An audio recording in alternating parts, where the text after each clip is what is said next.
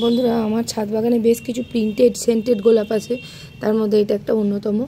এই গোলাপটার কালারটা দেখুন, সহজেই দৃষ্টি আকর্ষণ করবে। তা এই গোলাপটার নাম হচ্ছে সেন্টিমেন্টাল।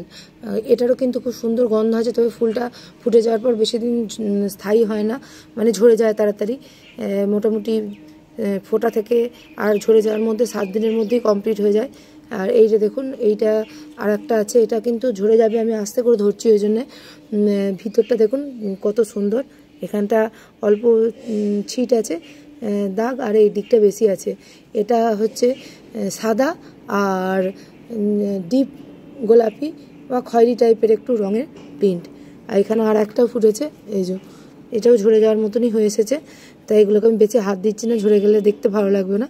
আর এইরকম হচ্ছে এর কালার, খুব সেন্ট আছে। আপনারা এই গাছটাও কিন্তু লোকাল নার্সারিতে খুব সহজেই পেয়ে যাবেন, তাই এটা আপনারা ইচ্ছা করলে বাড়িতে বসাতে পারেন।